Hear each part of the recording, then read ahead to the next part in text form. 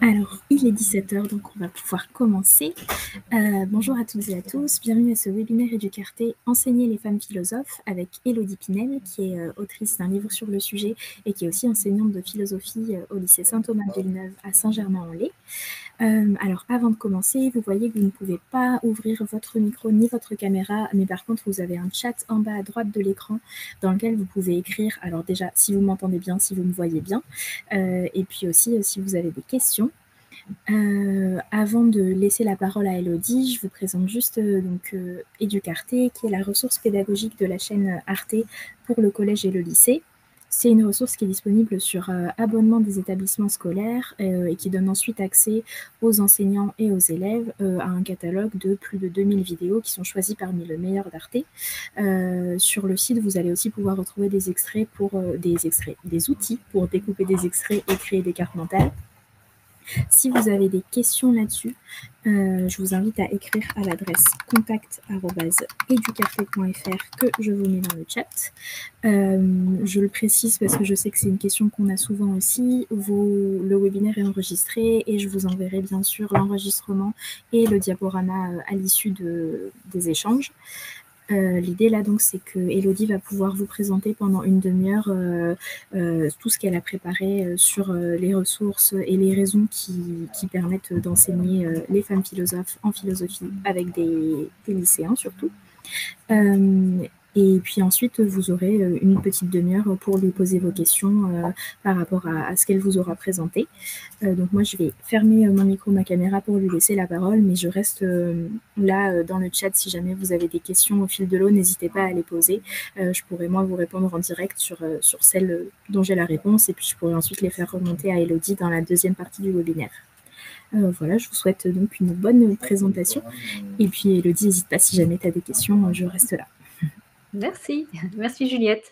Bonjour à toutes et à tous. Donc, je suis Élodie Pinel. J'interviens aujourd'hui en tant qu'enseignante de philosophie d'une part et en tant qu'autrice d'autre part. Pour me présenter peut-être brièvement, je suis agrégée de lettres, agrégée de philosophie. Donc, en fait, j'ai deux casquettes, en quelque sorte. Et je fais partie du comité pédagogique d'Éducarté depuis 1 an. Donc, c'est un honneur et une chance de pouvoir collaborer avec cette chaîne que je suivais depuis des années, dans laquelle je trouvais plein de ressources, y compris pour mon enseignement, et de réfléchir à élaborer des fiches pédagogiques, et notamment là, d'avoir pu proposer ce webinaire. C'est vraiment une grande satisfaction. Et je suis très contente que vous soyez là pour partager ce moment avec moi, avec Éducarté. Et donc, je vais aborder un sujet qui me tient à cœur également, qui est celui de l'enseignement des femmes philosophes. Alors, ça peut sembler un petit peu spécial comme sujet, mais je suis là justement pour expliquer d'où vient ce sujet, pourquoi est-ce qu'il est pertinent et qu'est-ce qu'on en fait. J'enseigne habituellement dans les Yvelines, à Saint-Germain-en-Laye. J'ai toujours dépendu de l'Académie de Versailles. Je suis rattachée au lycée privé Saint-Thomas-de-Villeneuve, mais j'ai aussi enseigné dans le public. Donc, je connais les deux systèmes. Je vais peut-être vous présenter le plan. Donc, pourquoi étudier les femmes philosophes? Ça va être la première entrée par rapport à ce sujet pour savoir en quoi il est intéressant pour nous de changer un peu nos pratiques, d'inclure ce nouveau corpus dans nos cours. On va voir dans quels cours d'ailleurs précisément. Et qu'est-ce qui fait que ce sujet, cette réorientation, ce nouveau regard est pertinent aujourd'hui plus qu'il y a 5 ans, qu'il y a 10 ans ou qu'il y a 20 ans. Le deuxième point dont on va traiter, c'est les ressources qui sont à notre disposition aujourd'hui. Où est-ce qu'on en est dans la mise à jour de ces ressources, d'un point de vue institutionnel, mais aussi d'un point de vue plus individuel? Quelles sont les initiatives qui existent et qui se multiplient en réalité pour mettre en avant ce corpus qui est plein de bonnes surprises?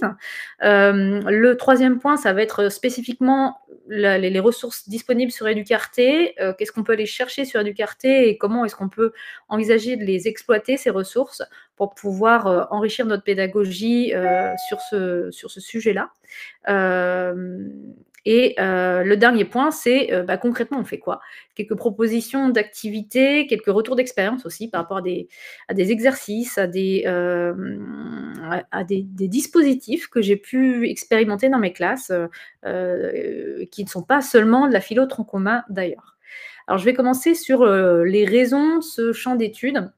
Pourquoi est-ce qu'on étudierait les femmes philosophes? Puisque si j'ai envie d'être un peu provocatrice, la 1re chose qu'on pourrait dire, c'est, bah, oui, pourquoi? Vu qu'on a déjà un programme assez ambitieux, on a peu de temps, on a des élèves qui sont peut-être moins armés qu'autrefois pour, appréhender un discours compliqué, pour appréhender l'écrit et on a déjà tellement de choses à faire, pour déjà assurer ces compétences fondamentales que, se charger davantage en ajoutant des textes qui ne sont pas forcément présents dans les manuels, qui ne sont pas encore, très usités, ça peut sembler un petit peu, ambitieux d'une part et peut-être, inutile d'autre part.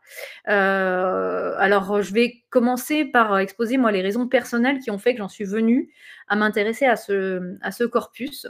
Alors c'est un parcours d'études et d'enseignement et puis c'est aussi, une publication en l'occurrence qui m'a convaincue, qui a achevé de me convaincre, une publication que j'ai pu réaliser, mais qui a été aussi un laboratoire de réflexion et puis un déclencheur pour mon enseignement.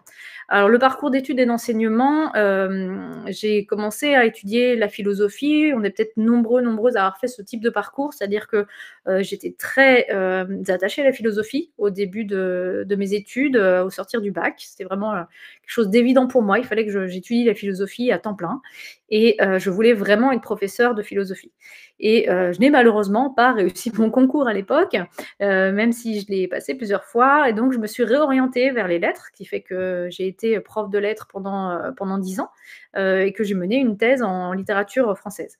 Donc a priori, j'avais changé de voie et puis c'était fini. Et puis finalement, une demande venant de mon établissement m'a fait, renouer avec les concours, de philosophie puisqu'on montait une section européenne et on m'a demandé si je pouvais repasser mon CAPES de philo. Ça a l'air un peu étrange comme demande, hein. Et bon, bah, j'ai accepté finalement, j'ai été admise, j'ai dû renoncer au CAPES parce que j'étais agrégée de lettres donc c'était compliqué de renoncer à une agrég pour un CAPES, parce que vous savez tous, ce que ça implique au niveau salarial et au niveau conditions de travail et donc je me suis dit: «Bon, bah, c'est le signal que peut-être je peux repasser l'agrég de philo». Et donc en fait, tout ce parcours a fait que je me sentais un peu en dehors du champ de la philosophie en réalité. Je m'étais sentie un moment délégitimée, illégitime dans ce champ philosophique alors que je m'y étais sentie comme chez moi pendant des années.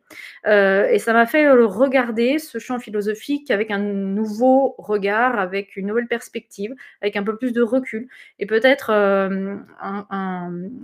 une appréhension un peu plus critique de son canon. Le canon philosophique, c'est une question philosophique en soi, hein.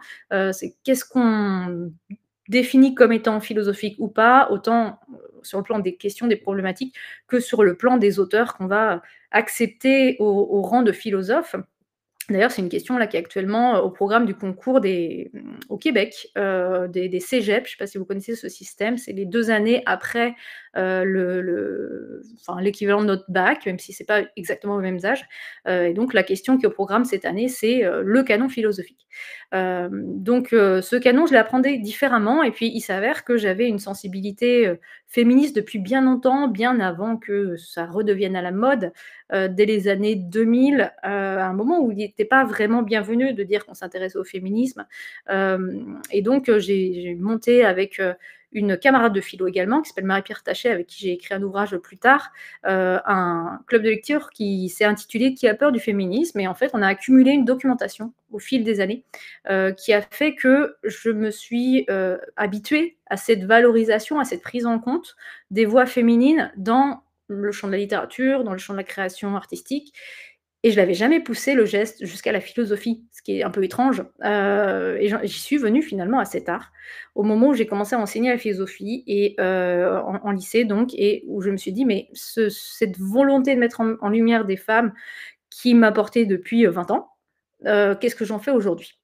Et donc ça a donné lieu à l'élaboration d'un projet d'essai, sur la place des femmes philosophes, mais surtout essayer de comprendre ce système d'invisibilisation, de relégation au second plan d'un certain nombre de penseuses dont il me semblait que la pensée était fondamentale.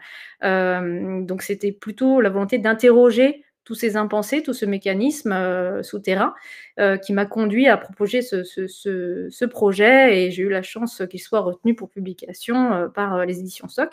Et en l'écrivant, ça a été aussi un facteur de prise de conscience de certaines choses que je pressentais, mais j'étais pas vraiment sûre.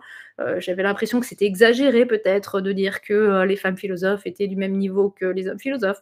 Les grands noms, évidemment. J'avais l'impression que la question de leur présence ou de leur absence se limitait au fait qu'elles aient accès ou pas, qu'elles aient eu accès ou pas à l'éducation.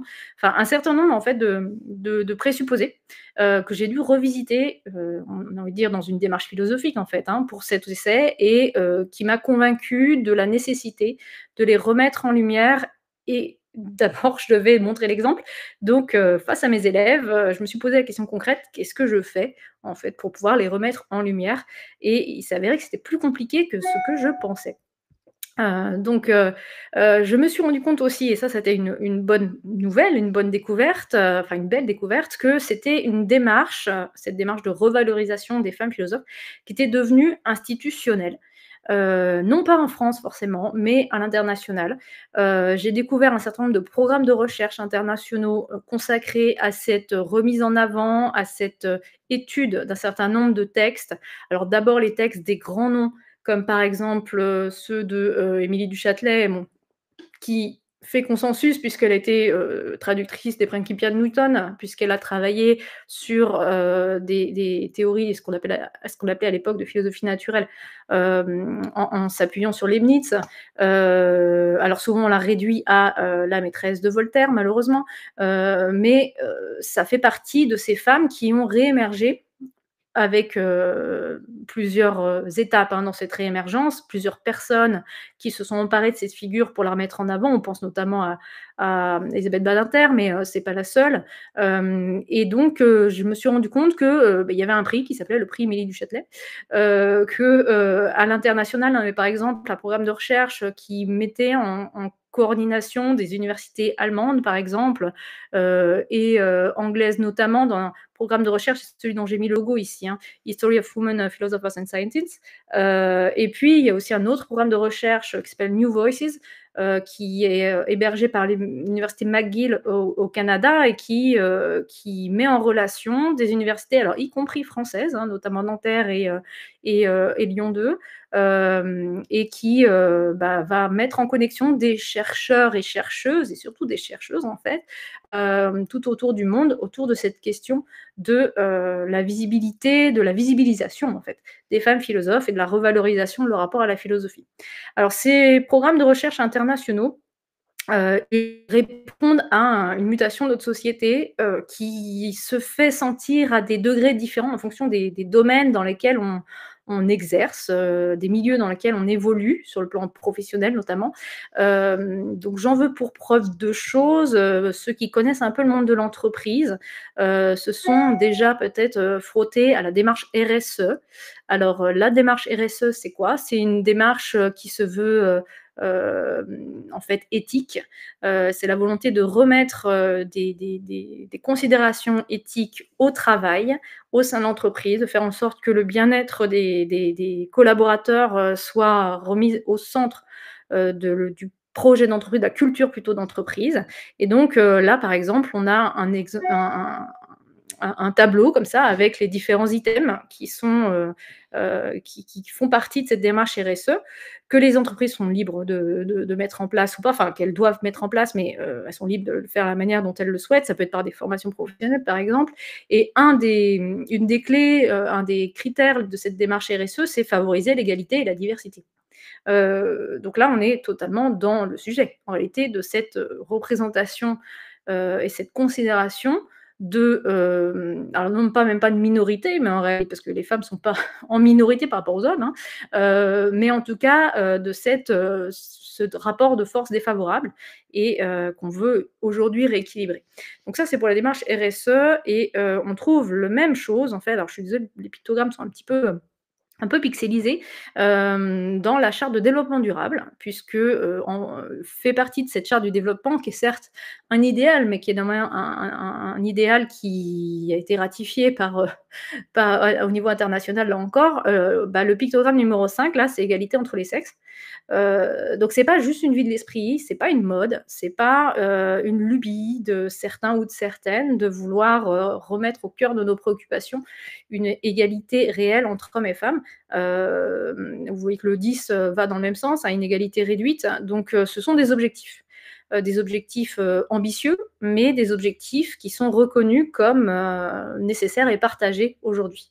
Donc, ce mouvement de revalorisation des femmes philosophes, en fait, il s'ancre dans toute une mutation de société et le geste que j'ai eu à ce moment-là ne faisait que traduire, en fait, un mouvement qui était plus général, dont je ne m'étais pas rendu compte, dont je ne m'étais pas aperçue et dont j'ai découvert avec bonheur qu'il était partagé, en effet. Alors, pourquoi maintenant d'un point de vue un peu plus pragmatique? On met de côté mon intérêt personnel et puis l'écho que ça peut, avoir dans les mutations, de la société aujourd'hui, mais d'un point de vue pragmatique, pédagogique, pourquoi est-ce que nous, profs de philo, on étudierait aujourd'hui les femmes philosophes, alors que, on pourrait se dire: «Bon, ça c'est un travail, pour, les grands médias, c'est un travail pour les éditeurs, d'autres vecteurs de communication».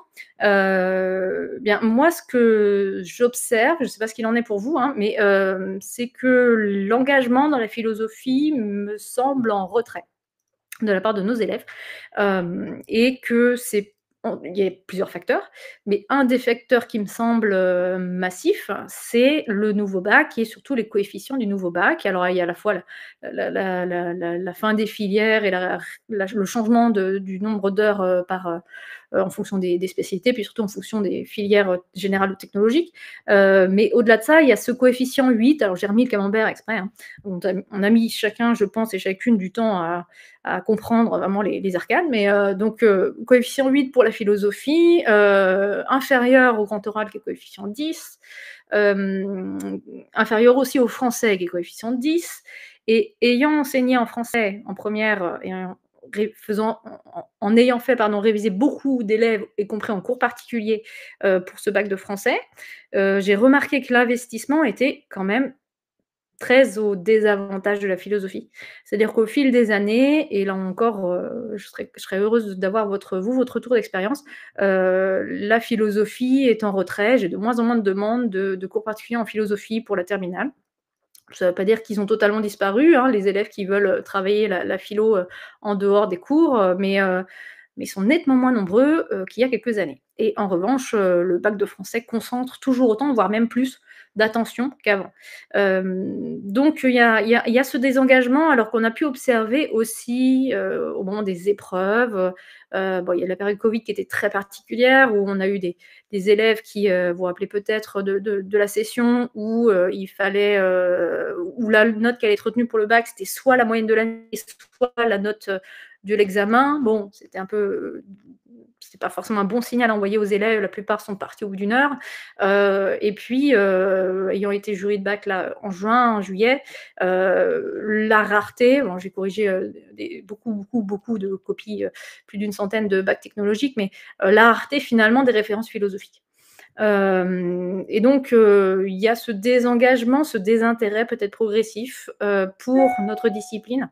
Et il me semble que introduire ou réintroduire, dans notre corpus, ces femmes philosophes, ça permet d'amener une respiration, d'aborder la philosophie différemment, et ça peut parfois réveiller un intérêt qui est un peu déclinant ou difficile à maintenir chez nos élèves. Je reviendrai plus précisément là-dessus, tout à l'heure. Je vais passer maintenant au deuxième point qui est: de quoi dispose-t-on? Vous aurez compris, il n'y a pas trop de suspense, qu'on n'en est pas très, très loin. C'est-à-dire qu'il y a encore beaucoup, beaucoup de choses à faire. De quoi on dispose aujourd'hui en France, hein, je suis très franco-française, là en l'occurrence, parce que, c'est passionnant de comparer les différents programmes de philosophie, en Europe et dans le monde, mais on le sait, la France a une spécificité qui est que la philosophie est obligatoire en terminale et que, elle est construite sur toute une tradition scolaire qui est assez ancienne, hein, qui date de la fin du 19e, notamment de la loi Camille en 1880. Les programmes ont bien sûr évolué depuis, mais il y a cette épreuve reine qui est celle de la dissertation, et puis il y a un certain nombre d'auteurs canoniques, donc ce fameux canon philosophique, qui là aussi change, hein, en fonction des décennies, en fonction des régimes, en fonction des idéologies dominantes à une époque ou une autre. On est parfois très étonné quand on va voir le programme de fin 19e, on voit même de Biron qu'on n'étudie plus du tout maintenant, mais donc ça change, ça bouge, ça a encore bougé il n'y a pas longtemps, mais néanmoins il y a des invariants. Et là, je vous ai remis cette fameuse liste des auteurs. Alors, ce ne sont pas des auteurs qu'on est obligé d'étudier. Heureusement, il y en a quand même 84. Ça nous ferait beaucoup trop de travail. Donc ça, c'est le programme de général, hein, de philo tronc commun pour les générales. Mais ce sont des indications des auteurs qu'on est autorisé ou incité à travailler. Et finalement, la question, c'est comment interpréter cette liste, quoi en faire, puisque c'est une liste dans laquelle on va trouver des grands noms, des incontournables comme Aristote ou Descartes ou Kant. Puis aussi, on a des noms un petit peu plus ciblés qui vont être intéressants sur une notion en particulier. Freud, bon, c'est un peu incontournable pour l'inconscient. Marx par rapport au travail, mais ça ne va pas forcément être des auteurs qu'on va pouvoir invoquer aussi souvent que d'autres. Montaigne, par exemple, je suis vraiment une grande lectrice de Montaigne, une grande admiratrice de Montaigne, et j'ai beaucoup de mal néanmoins à en parler en cours parce que je trouve que le programme s'y prête assez peu. Donc, il y a cette liste indicative, et puis il y a ce qu'on en fait. Bien sûr, elle ne nous contraint pas totalement, elle nous laisse une marge de liberté, mais il y a quand même une indication des auteurs qui sont susceptibles de tomber en fait au bac, hein, en explication de texte. Et donc, en fait, dans cette liste, bon, il y a 84 noms, et il y a 6 noms de femmes. Ces 6 noms de femmes, ils sont concentrés au XXe siècle, hein, sans surprise. Et donc, on va trouver Hannah Arendt, vous l'avez ici, qui était déjà dans le programme précédent, c'est-à-dire celui d'avant la Réforme. Et puis après, on les a qui sont un petit peu à la queue leu-leu, là. Simone Weil, Jeanne Hersch, Elisabeth Anscombe, Iris Murdoch. Et Simone de Beauvoir qui est juste avant. Donc là, on a les six philosophes du XXe siècle qui ne se définissaient pas toujours comme philosophes d'ailleurs, qui sont déjà reconnus pour l'autorité de leur pensée, en tout cas pour ce qui est d'Hannah Arendt et Simone de Beauvoir, mais qui sont parfois un petit peu plus difficiles à aborder, même pour nous, qui avons étudié les philosophies, parce que Jeanne Hersch, Iris Murdoch ne sont pas forcément très étudiées en fac de philosophie en France. Elisabeth Anscombe, j'ai eu la chance, moi, d'avoir un cours sur Elisabeth Anscombe sur l'intention à l'université de Nantes, mais c'est parce qu'il y avait une forte tradition de philosophie analytique dans cette université. Simone Weil, on m'en a jamais parlé, je ne vais pas jeter le blâme sur qui que ce soit, mais c'est un fait, hein, ça faisait pas partie des autrices, des philosophes au sens neutre, qu'on l'on étudiait. Et même Hannah Arendt, hein, finalement, on n'en a jamais parlé. Donc, la question que moi, je me suis posée quand j'ai voulu étudier les femmes philosophes avec mes élèves et que j'ai regardé cette liste, c'est de me dire, bon, ok, déjà, c'est très peu en termes de proportion, mais en plus, qu'est-ce que j'en fais? Parce que les notions au programme me permettent assez peu d'étudier Simone de Beauvoir. Bon, il y a son texte qui est pour une morale de l'ambiguïté que je peux peut-être investir sur le plan de la liberté ou sur le devoir, mais j'ai tellement d'autres choses à voir avant que ça va être si j'ai le temps, en fait. Même chose pour Anscombe, c'est quand même pas une autrice très, très évidente. Alors néanmoins, je l'ai abordée avec les élèves et ça a plutôt bien marché, à propos du devoir justement, sur la question de l'intentionnalité en fait, hein, de l'intentionnalisme, où se place la valeur morale de l'action. Mais bon, j'ai pas abordé ça au mois de septembre, hein, j'ai attendu le mois de mai. Iris Murdoch, malgré mes efforts, je n'y suis pas parvenue. Jeanne Hersch, ça peut servir en introduction sur l'étonnement philosophique, enfin ce texte précis qui est l'étonnement philosophique chez Jeanne Hersch. Simone Weil, par contre, sur le travail, c'est une espèce de contrepoint à Marx ou de complément à Marx qui est très éclairant.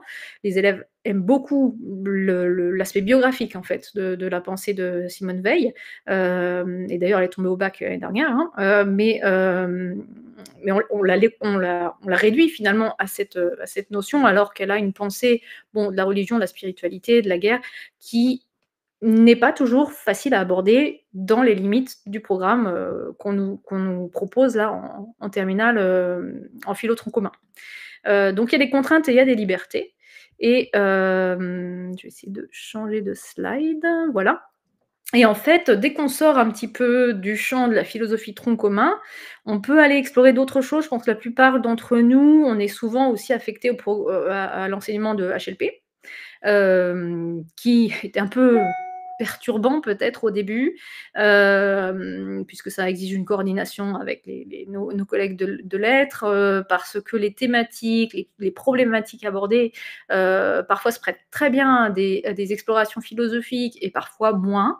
Je sais qu'il y a quand même des chapitres, notamment en terminale, sur lequel on se sent un petit peu mis en difficulté et en tout cas exhorté à compléter notre documentation. Je pense au transhumanisme, enfin les limites de l'humain, qui est un super chapitre, mais qui est assez ambitieux quand même, ou les expressions de la sensibilité, qui est facile à aborder en littérature avec notamment le mouvement romantique. D'ailleurs, il y a toute une série documentaire sur Arte qui va sortir sur l'armée des romantiques, mais sans doute plus difficile à exploiter en philosophie, sauf à être très à l'aise avec la philo romantique, mais c'est quand même pas si évident que ça. Donc il y a des défis à relever en HLP et finalement ces penseuses, ces philosophes vont permettre ponctuellement d'apporter quelque chose d'autre, quelque chose de nouveau, un nouveau point de vue, parfois même un nouveau style d'écriture, de nouveaux genres philosophiques sur le plan, oui, de l'écriture du texte, en fait, hein. Donc là, j'ai mis exprès une petite photo un peu rigolote de Donna Haraway, parce que Donna Haraway, elle est hyper intéressante sur la question du cyborg. Alors, elle n'est pas facile à aborder, mais néanmoins, si on coupe un petit peu son texte, qu'on arrive à se limiter à un paragraphe ciblé, en plus, le manifeste cyborg, il est en accès libre sur Internet, donc c'est pas dur d'aller le chercher. Il y a des choses qui résonnent vraiment beaucoup avec la société telle que nos élèves la vivent aujourd'hui. En plus, c'est devenu un personnage de manga, donc ça marche très bien. Et le programme de HLP a une ouverture que n'a peut-être pas le programme de philo tronc commun, qui est très canonique en fait. Et ce programme de HLP nous permet de mettre en avant des philosophes, d'autant qu'il n'y a pas de liste en fait de philosophes pour le programme de HLP, on est totalement libre, on doit suivre une chronologie, ce qu'on arrive plus ou moins à faire en première, c'est quand même un peu compliqué de se cantonner à l'Antiquité, au Moyen-Âge et à la Renaissance, mais en tout cas, on a cette liberté d'aller chercher des femmes. D'autres terrains à explorer, c'est l'EMC pour ceux qui sont chargés de cet enseignement. Là aussi, on peut, sur la citoyenneté, sur les valeurs de la République, convoquer des femmes qui ont élaboré une pensée politique. Il y en a énormément. Bon, je pense évidemment à l'homme de Gouges, mais on a toutes les fourriéristes, les saint-simoniennes au 19e, Flora Tristan, qui ont été essentielles dans l'élaboration d'un certain nombre d'idées politiques, en fait, même de concepts politiques, le concept d'union ouvrière, et on le doit à Flora Tristan et non pas à Marx, par exemple. Donc, il y a beaucoup de pensées qui sont des pensées élaborées par des femmes qu'on néglige habituellement, parce que ces femmes ont été mises à côté du canon philosophique et dont on peut tirer avantage, en fait, hein, pour ces enseignements-là.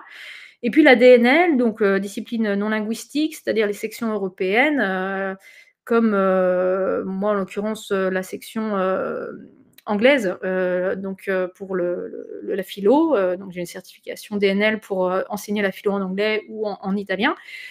Quand on a la chance de pouvoir enseigner dans ces sections-là, on a beaucoup plus de liberté et en fonction de la langue dans laquelle on enseigne, on doit aussi adopter la pédagogie de cette langue. Alors c'est un peu vaste évidemment pour l'anglais parce qu'il y a quand même énormément de cultures, de pays qui pratiquent l'anglais, donc il faut faire un choix à un moment. Mais là, par exemple, se caler sur la pratique, par exemple américaine de la philo, ça permet de créer des activités complètement nouvelles, complètement différentes. Et là, il était assez facile finalement de demander aux élèves de s'emparer d'une figure philosophique masculine ou féminine en début d'année, parce que la liste paritaire n'était pas si dure à élaborer. Et ça m'a aussi beaucoup étonnée. Alors eux, ils ont adoré et adhéré, hein, et il n'y a eu aucune difficulté pour eux, que ce soit les garçons ou les filles. Et j'ai eu beaucoup plus de philosophes femmes choisis par les élèves que de philosophes hommes. J'étais un petit peu surprise, je ne les avais pas briefés, hein, il n'y avait pas de point bonus par rapport à ça. Mais donc il y a eu une adhésion, et c'était une espèce d'évidence, alors que j'avais l'impression que ça allait être une lutte. Pas du tout. Donc, quand on change de sphère linguistique, quand on change de référentiel, en fait, culturel, on a parfois des surprises. Ça permet aussi d'interroger ses présupposés, ses préjugés et ses habitudes didactiques. De quoi on dispose? Alors là, j'ai mis vers l'infini et au-delà les programmes des CPGE, parce que la bonne nouvelle de l'année, c'est qu'au programme donc de l'ENS Lyon, pour les BL, on a dans le petit programme complémentaire en fait, de sciences humaines, donc ça c'est ce sur quoi les élèves, les heureux admissibles auront un plancher pour l'oral, l'ouvrage de Michel Ledeuf qui est intitulé Le sexe du savoir et qui est vraiment une des penseuses de ce canon philosophique et de la place des femmes dans ce canon, les plus ébouriffantes, je pense. C'est vraiment un coup de fouet de la lire. C'est pertinent, c'est ironique, c'est vif, c'est très dense en même temps. Donc, il y a beaucoup, beaucoup de choses exploitées et en même temps, ça se lit très bien. Donc, j'étais ravie de découvrir qu'elle était au programme. Il y a aussi des autrices comme Simone Veil ou Hannah Arendt qui ont été récemment au programme des prépas scientifiques. Donc finalement, au niveau des classes préparatoires, cette reconnaissance est pratiquement plus actée ou plus en cours qu'au niveau du lycée. Les ressources existantes à ce jour sont difficiles à établir. Enfin, j'ai essayé d'établir un état des lieux, mais en fait, je me suis vite confrontée à une difficulté. C'est que j'avais, par exemple, connaissance de l'existence de formations dans l'Académie de Versailles dédiées à la place des femmes en philosophie, qui ont été assurées il y a 2 ans par Guillaume Lequien et Marion Schum. Et j'en ai pas retrouvé la trace dans les catalogues en ligne. Donc, il y a des choses dont j'avais connaissance et dont j'avais pas l'attestation officielle. Donc, sur les catalogues des autres académies, je me suis confrontée un peu au même problème. Est-ce que c'est parce que c'est pas écrit que ça n'existe pas? C'est pas sûr en fait. Donc il y a des initiatives propres à certaines académies. Je suis malheureusement dans l'incapacité de vous donner des chiffres. Ça dépend beaucoup des inspecteurs, évidemment, académiques, parce que ça vient aussi de leur impulsion. Hein. Mais il y a une attention à cette question qui n'est pas si rare que ça, en fait. Hein. Bon, il reste quand même du travail, on est bien d'accord. Là, je vous ai mis une capture d'écran des rencontres philosophiques de Langres qui se tiennent à partir d'aujourd'hui et qui sont dédiées cette année à la création. Bon, vous verrez qu'au niveau de la table des matières, là, du sommaire, il n'y a pas beaucoup de femmes philosophes, évidemment. On est très, très loin de la parité. Il ne faut pas que forcément ce soit un objectif absolu, la parité. Mais là, on est quand même massivement face à des noms masculins. Et vous n'avez pas toujours le sous-intitulé, par exemple la conférence inaugurale ou d'autres intitulés, mais souvent c'est quand même associé à des noms masculins et non pas féminins. Dans l'édition scolaire, alors là, on est loin, loin, loin, loin, loin du compte, puisque l'introduction des noms de femmes, je vous ai montré tout à l'heure la liste, donc des 6 noms de femmes, en fait, elle s'est faite en 2 temps. Hannah Arendt a été introduite au programme des terminales en philo en 2000, alors je crois que c'était 2009, et les 5 autres, elles, ont été rajoutées lors de la dernière réforme. Donc en fait en 2019. C'est très, très récent. Et ça ne s'est pas fait sans heurts. C'est quelque chose que je retrace dans la conclusion de mon livre, sur lequel je me suis un peu documentée. Et en réalité, le groupe qui a été consulté, le groupe de professeurs, d'inspecteurs, qui a été consulté pour la réforme du programme, n'avait pas du tout pensé à préconiser l'ajout de noms de femmes philosophes. Et en fait, c'est la présidente du conseil des programmes qui a ajouté ces noms. Et ça a été pour certains qui se sont exprimés, par exemple, dans Philo Magazine, ou dans d'autres articles de presse, d'autres médias, vécu comme un désaveu de leur avis consultatif, de leur autorité et notamment, il y a eu des petites phrases sur la réelle pertinence de la pensée de ces femmes, qui serait une pensée de second ordre, en fait. Donc dans l'édition scolaire, alors là, je ne vais pas jeter la pierre sur les éditeurs scolaires, j'ai moi-même fait des manuels, alors plutôt en lettres, donc je sais comment ça s'est passé, l'élaboration des manuels scolaires à la Réforme. C'est-à-dire ça s'est passé dans la précipitation et puis, dans un certain, non pas aveuglement, mais une manque de visibilité parce qu'en réalité, les programmes ont été dévoilés très, très tard et il restait très peu de temps pour pouvoir confectionner des manuels qui devaient partir à l'impression au mois de mars pour un programme qui a été dévoilé à partir de novembre et qui s'est un petit peu révélé au fil de l'eau après dans les semaines suivantes. Donc ça a été une course contre la montre et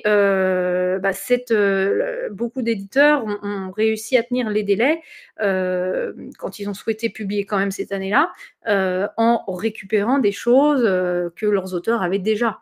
Et donc, évidemment, ils n'avaient pas d'avance sur ces nouvelles femmes au programme. Enfin, sur ces femmes au programme, en fait. Donc ça peut expliquer la présence assez anecdotique des femmes dans les manuels, que nous utilisons quand même pour la plupart d'entre nous, hein. Et alors, j'ai fait une petite photo d'un manuel, c'est le Robert. Je fais d'autant plus tranquillement que c'est pour le Robert que j'avais fait des manuels de français. Et il y a quelque chose qui, quand on est dans l'analyse de l'image, la mise en page, de la typographie, qui peut sauter quand même aux yeux, qui est que même les images là sont purement masculines. Donc voilà, on a deux hommes à gauche, deux hommes à droite, et on a une succession de noms, alors non pas exclusivement masculins, parce qu'on a quand même un petit harem qui se balade là, mais bon, c'est pas non plus incroyable. Et donc c'est pour ça, par ironie, je mets des illustrations 100% mansplaining. Parce que ce ne sont pas les manuels qui vont nous permettre, en fait, d'étudier ces femmes philosophes. Alors où est-ce qu'on va? Où est-ce qu'on va chercher, en fait? Pour pouvoir avoir des choses à dire, souvent ce qu'on essaye de trouver, nous, enfin en tout cas moi, mais j'ai l'impression que je ne suis pas radicalement la seule, ce sont des textes, des extraits de textes pour s'exercer à l'explication de textes, pour pouvoir, confronter la pensée des élèves à la thèse de penseurs et de penseuses. Eh bien, en fait, la plupart des ressources que moi j'ai été chercher là, d'expérience, hein, sur le terrain, ce sont des ressources qui ne sont pas institutionnelles. Sur les réseaux sociaux, alors ça peut paraître un peu étonnant de faire de la documentation pédagogique sur les réseaux sociaux, mais en fait, c'est de plus en plus usité. Et pardon pour la coquille à France Culture. Il y a un certain nombre de comptes alors souvent de personnes plutôt jeunes, hein, qui ont moins d'une trentaine d'années, qui ont décidé de mettre en avant, de mettre en valeur les femmes philosophes ou alors la philosophie revisitée, soit en lien avec la culture pop, soit en lien avec l'actualité. Et il y a tout une liste comme ça de comptes de philosophie, notamment sur Instagram, qui s'est dénommé sous le hashtag Philsta. Donc si vous mettez hashtag Philsta, vous allez les trouver. Donc là, j'en ai mis deux. Le compte Philosophe à vie, qui lui exploite davantage les mangas, les séries, la pop culture en général. Et puis le compte Sorosophie, qui lui propose comme un peu une bibliothèque, en fait, des diaporamas, on peut appeler ça aussi des carousels, sur un certain nombre de femmes philosophes. Et donc, pour un certain nombre d'entre elles, ce sont des professeurs en exercice, hein. Ce sont des collègues qui ont une activité de vulgarisation, de valorisation de la philosophie en général et de la pensée des femmes philosophes en particulier sur leurs réseaux sociaux. Donc c'est aussi une manière de faire vivre ces réseaux, et puis ça peut permettre de proposer des activités pédagogiques différentes avec les élèves, parce que ça correspond à des médias qu'ils fréquentent, en fait, qu'ils connaissent, et on peut les encourager à s'abonner à ces comptes où ils auront de la matière et ils pourront réviser, pourront apprendre des choses. L'autre ressource qui peut être un petit peu inhabituelle pour nous profs, ce sont les festivals de philo. Alors il y en a plein, mais souvent ce sont dans ces festivals, là j'ai mis Philo Monaco par exemple, parce qu'il y a eu la thématique des femmes pendant toute une journée. Ce sont dans ces festivals qui, là aussi, font un pas de côté par rapport à d'abord le milieu scolaire, puis après l'institution, qu'on va trouver des propositions différentes.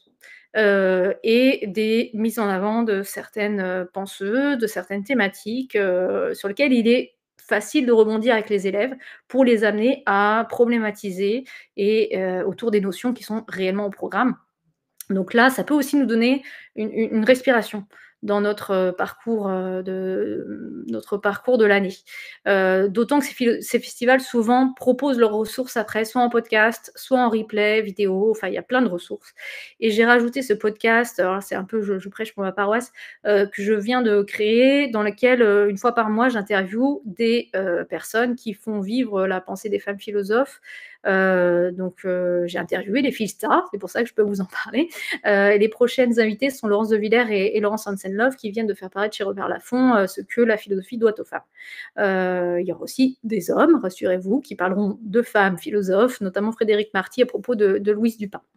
Comment est-ce qu'on complète par Educarte? On arrive au troisième point et je vais bientôt finir, rassurez-vous.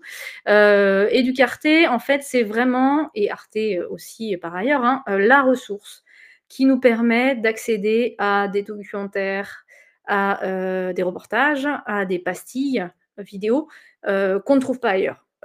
Parce qu'il y a cet angle franco-allemand et au-delà européen qui fait qu'on a là aussi un recul par rapport à ce canon dans lequel on peut être parfois enfermé. Et donc, ce qu'on va trouver sur le catalogue d'Educarte, ce sont d'abord un certain nombre de documentaires avec un angle biographique. Donc là, vous avez des documentaires sur Arendt, sur Beauvoir, sur Veil, un peu monographiques en quelque sorte, mais pertinents pour une recherche documentaire de notre côté, comme pour inciter des élèves à faire des exposés ou à faire des travaux bonus. Puis on a aussi des documentaires qui nous permettent d'aborder la pensée de ces femmes par d'autres entrées, donc par l'entrée de l'histoire de la littérature, des sciences. Donc parfois on est un peu surpris, c'est mon cas, de se dire mais oui, mais en fait là on parle philo. Donc il y a un documentaire très intéressant, Femmes au salon, dans lequel on va retrouver Sophie Condorcet par exemple. Un jour à Bologne en 1753, ça nous expose la vie et la pensée, l'œuvre de Laura Bassi, qui était une scientifique. Alors à l'époque, on appelait ça la philosophie naturelle, c'est pour ça qu'on peut l'attacher à la philosophie. Et puis sur le vote des femmes, on va avoir plein de ressources sur l'OM de Gouges, évidemment, qui était à la fois au bac de français, mais aussi qui connaît un renouveau sur le plan politique, parce qu'elle a été redécouverte dans les années 90, notamment par Olivier Blanc et Benoît de Groult. Donc on va trouver aussi pas mal de sujets dans les émissions dédiées à la philosophie, comme ABC Pensée par exemple, Les idées larges. Soit on va retomber sur ces femmes philosophes dans des épisodes dédiés où elles sont interviewées face caméra, soit, donc c'est bien sûr des philosophes contemporaines, hein, soit c'est par le biais de sujets, comme par exemple le genre, où là on ne va pas avoir Judith Butler, mais on va avoir, il me semble que c'est Éric Marty qui parle de la notion de genre, notamment chez Butler, mais pas seulement. Ça nous ouvre aussi des perspectives. Et puis, on peut faire des activités ludiques. Là, c'est le dernier point que faire concrètement. Je vais vous partager quelques expériences. La première chose que j'ai faite avec mes élèves, c'était un petit jeu en réalité, qui était ce que je vous ai un peu présenté là pour la DNL, à savoir adopter un philosophe. Donc, il y avait une liste de philosophes, liste paritaire. Donc, je me suis appliquée à élaborer une liste paritaire dans laquelle ils pouvaient piocher. Ils devaient chacun choisir le philosophe ou la philosophe de leur année. Ça passait ensuite par un petit travail documentaire, la constitution d'un diaporama, le passage en oral. Et en fait, il y a eu un engagement parce qu'une identification à cette figure initiale. Et donc, comme je vous le rapportais, il y a eu beaucoup de choix de femmes philosophes en réalité. L'autre activité ludique, ça que j'ai fait plutôt en cours d'année, parce qu'il fallait qu'ils soient un peu initiés quand même, c'est l'appel philosophique. C'est-à-dire qu'au moment de faire l'appel, au lieu de dire présent, je leur demandais de donner le nom d'un philosophe. Alors, premier appel de l'année, comme ça, c'est-à-dire vers le mois de décembre, hein, parce qu'avant c'est un peu compliqué. Ils devaient tous donner un philosophe, mais il ne fallait pas que ça répète un nom qui a été donné auparavant. Ça va quand la classe n'est pas trop nombreuse, s'ils sont 35, ça commence à être compliqué. Et puis après, deuxième appel de ce type, paritaire, c'est-à-dire qu'il fallait aussi qu'on alterne hommes et femmes. Et finalement, ils ont assez bien réussi l'exercice. J'avais peur, mais non, ça s'est bien passé.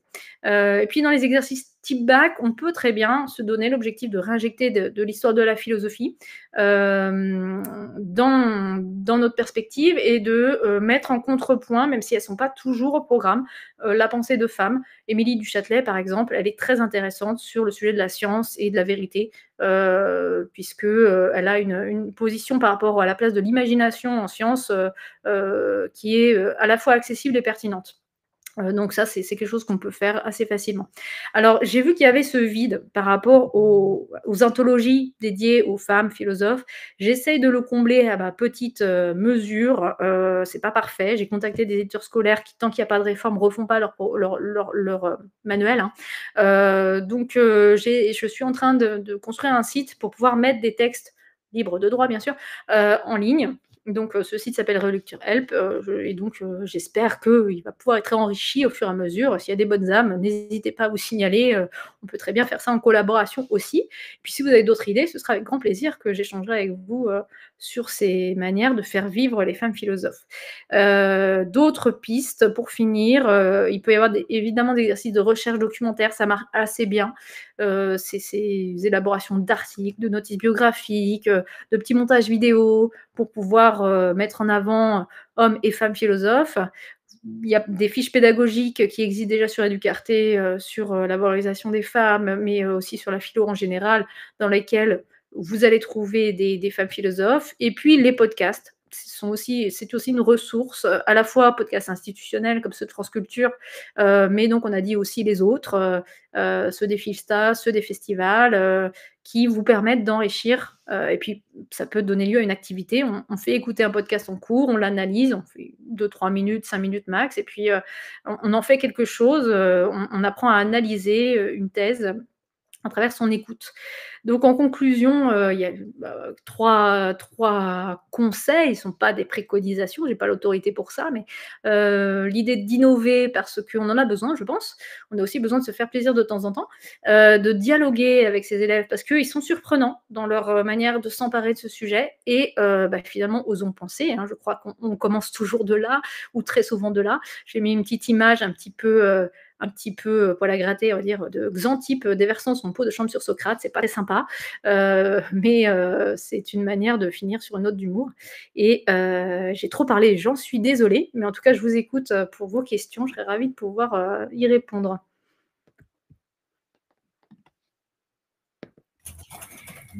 Pas de souci, merci beaucoup Élodie, c'était vraiment passionnant. Si vous avez des questions, n'hésitez pas à les écrire dans le chat pour qu'on puisse y répondre. Il nous reste encore un petit peu de temps pour le faire. Et sinon, vous avez juste ici le lien vers notre newsletter à laquelle vous pouvez vous abonner si vous voulez être tenu au courant des prochains webinaires qu'on organisera, parce que c'est principalement par ce biais-là qu'on communique. Et sinon, donc, comme je disais, vous recevrez à l'issue du webinaire un mail avec l'enregistrement, la présentation réalisée par Élodie.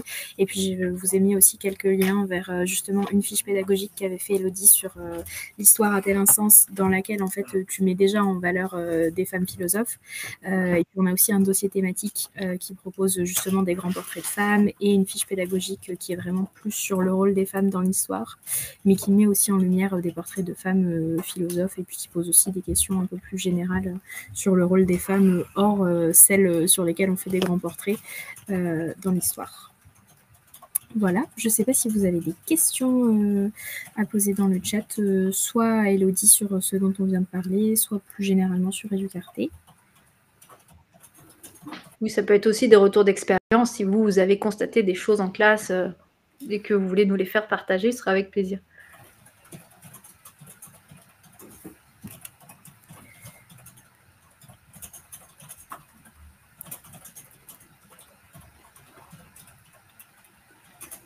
Alors, j'ai suivi un stage format court l'année passée sur les femmes philosophes et on avait rencontré un véritable problème de ressources relatives aux femmes philosophes du programme du bac de philo.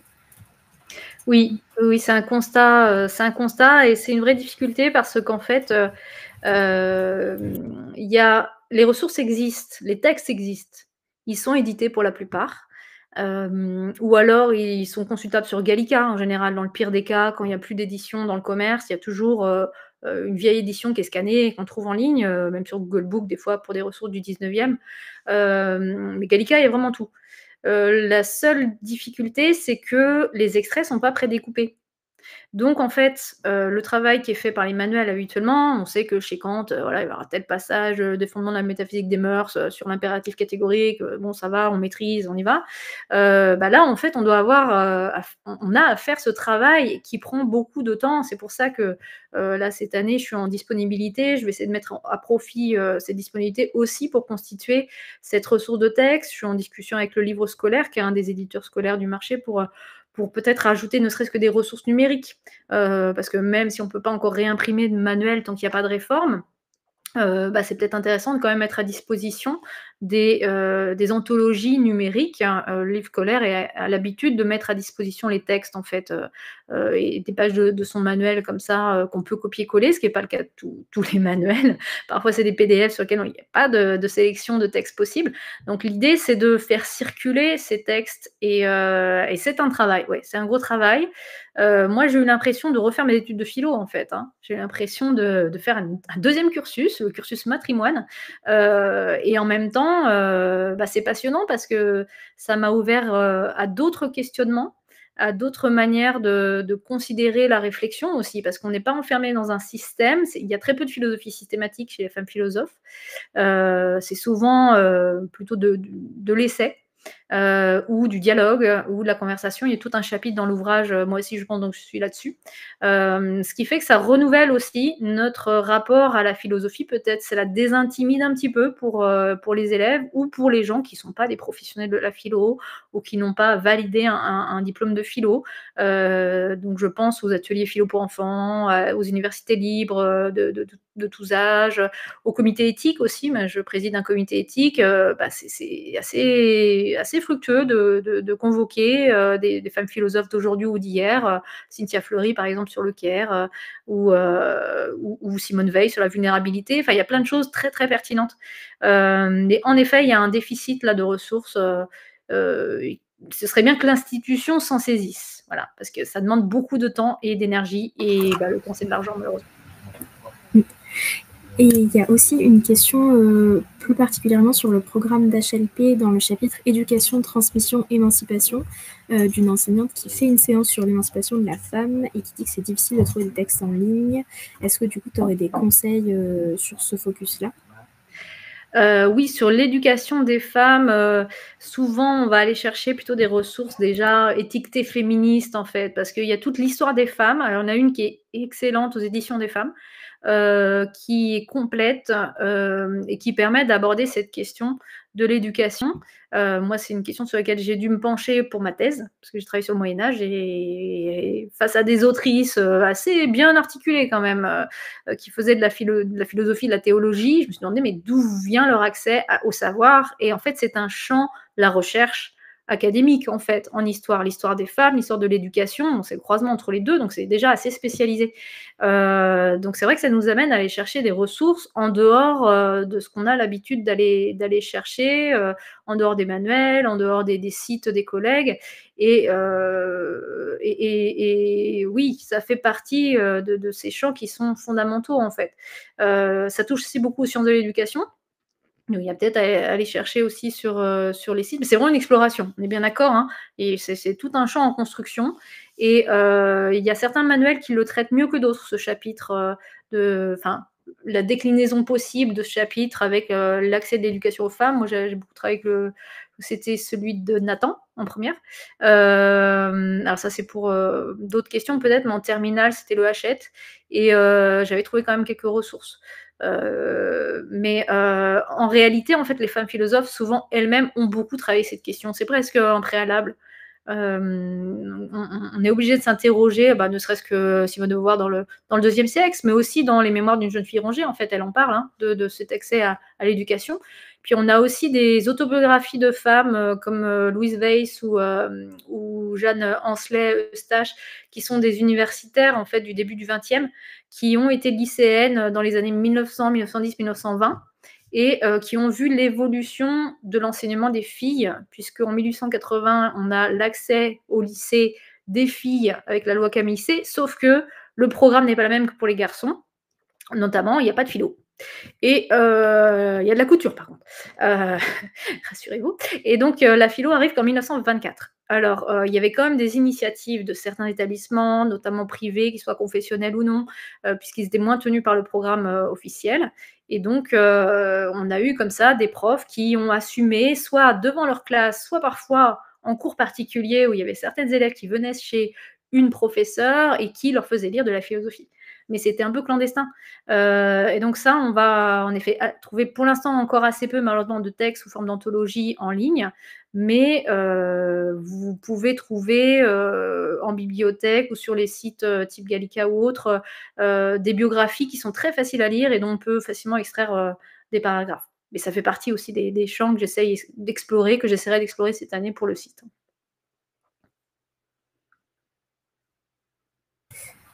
Merci beaucoup. Il y avait un autre témoignage d'une enseignante en lettres modernes au collège qui faisait faire des podcasts sous le nom de Rando à Cléopâtre à ses élèves avec justement des portraits de femmes qui ont fait avancer la société. Et elle disait que Émilie du Châtelet et Olympe de Gouges ont été choisies avec des exploratrices, des musiciennes, des femmes luttant pour les droits civiques. Ça, vous verrez, c'est un peu l'angle en fait de la fiche qu'on a faite nous, où sont les femmes dans l'histoire. Il y a une activité comme ça où on propose justement une sélection de grands portraits de femmes qui sont un peu des icônes chacune dans leur domaine. Et je pense que ça peut, enfin, c'est un angle qui est pas mal pour aborder ce type de personnage aussi parce que c'est transversal, ça parle un peu de toutes les disciplines au final. Oui, puis c'est vrai qu'on se rend peut-être pas compte de l'impact que ça a. Nous, ça nous demande un effort, mais en réalité, déjà, les élèves s'en emparent facilement. Après, j'ai pas enseigné partout dans tous les territoires, dans tous les types d'établissements, donc je peux pas avoir un discours universel, mais moi, dans mon expérience, j'ai jamais eu de frein par rapport aux élèves. Et les filles se disent, je peux m'identifier à cette figure, qui est une figure d'intellectuelle. Les seules icônes féminines qu'on me présente, ça va pas être seulement des égéries de grandes marques de luxe ou des stars qui ont une plastique parfaite. Je peux aussi m'identifier à des femmes qui ont agi, qui ont proposé des choses, qui ont eu souvent une autorité à leur époque. Hein. C'est ça qui est très étonnant, c'est que on se rend compte qu'à leur époque, elles ont été souvent dans une collaboration homme-femme d'ailleurs, hein, mais reconnues par leur père, masculin comme féminin, et que souvent ça s'est dégonflé après. C'est retombé comme un soufflé parce qu'il n'y a pas d'historien ou d'historienne pour relayer cette pensée, pour se faire l'historiographe en fait de ces femmes. Donc c'est tout un travail qu'on a à faire maintenant, qui a déjà été fait par des prédécesseurs et des prédécesseureux auparavant, mais l'histoire bégaye là-dessus. Hein. On est en train de relancer la Chine, et tant mieux. On espère que ça va être un pas qui va être sauté et qu'on va pas avoir à refaire la même chose dans 20 ans, parce que ce serait quand même un peu dommage.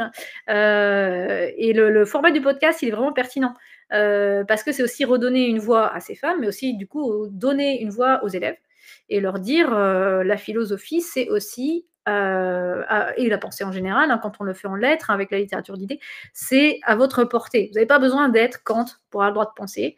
Et la preuve, vous voyez, des gens que vous ne connaissez pas, dont on ne vous a jamais parlé, ben, en fait, elles avaient aussi une pertinence. Et donc, c'est graduel, hein, c'est pas tout ou rien. On a le droit de s'exercer à la pensée, on a le droit de se rater, on a le droit de le faire d'une manière différente, et on a le droit aussi de considérer, de donner une légitimité à des personnes à qui on l'a refusé pendant très longtemps, et ça leur parle beaucoup en général.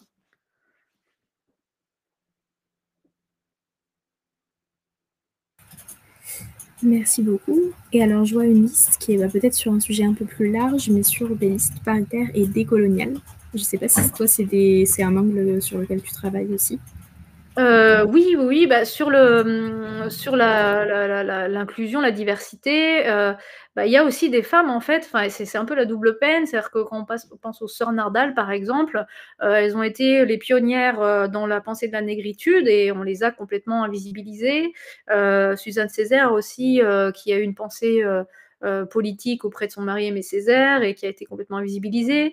Il y a des autrices, des philosophes, indiennes. Alors moi, je me suis contentée à la philosophie occidentale, donc ça a un peu limité le champ. mais néanmoins, dès qu'on désenclave un petit peu les frontières de la pensée, on va trouver énormément de ressources partout. Alors la meilleure preuve peut-être que je peux vous donner, et puis une idée aussi pour trouver des noms, pour trouver des textes, c'est l'exposition qui s'est tenue à la Sorbonne, à la bibliothèque de la Sorbonne, au début de l'année, autour du mois de mars, autour de la journée des droits des femmes. C'est une exposition qui a finalement a beaucoup plu.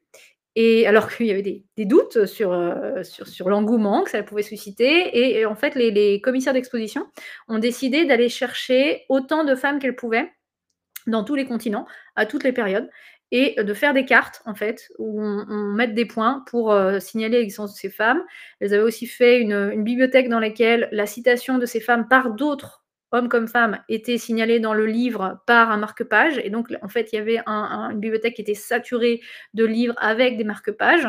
Donc, c'était assez vertigineux, en fait. Et on mesurait un peu l'abîme de notre ignorance, quoi. Et donc, elles ont exhumé, elles ont été téléphonées à des spécialistes de pensée chinoise, indienne, sud-américaine, orientale, africaine. Elles ont exhumé énormément de noms. Et en fait, ça n'en finit pas, parce qu'elles me disent, il y a des spécialistes qui nous rappellent en disant « Ah, bah, j'ai oublié une telle, c'est vrai, faut parler d'elle. » Donc oui, il y a énormément de travail, mais là aussi, c'est un travail de fond à faire, sans doute de manière collaborative, parce que c'est l'état d'esprit, en fait, de travailler ensemble pour avancer ensemble, et puis soutenu quand même un peu par l'institution, parce que c'est le signal qui manque, en fait. Merci beaucoup. Ça fait une bonne note de fin, en tout cas peut-être un appel à l'action pour les années à venir. Merci beaucoup à toutes et tous pour votre participation à ce webinaire. Je vous envoie donc tous les éléments dans la foulée juste après. Et puis je vous souhaite une bonne soirée et de belles découvertes sur Educarté. Et merci beaucoup Élodie, c'était vraiment super intéressant. Merci à vous toutes et tous, et puis bon travail du coup, il ne reste plus qu'à nous y mettre. C'est ça.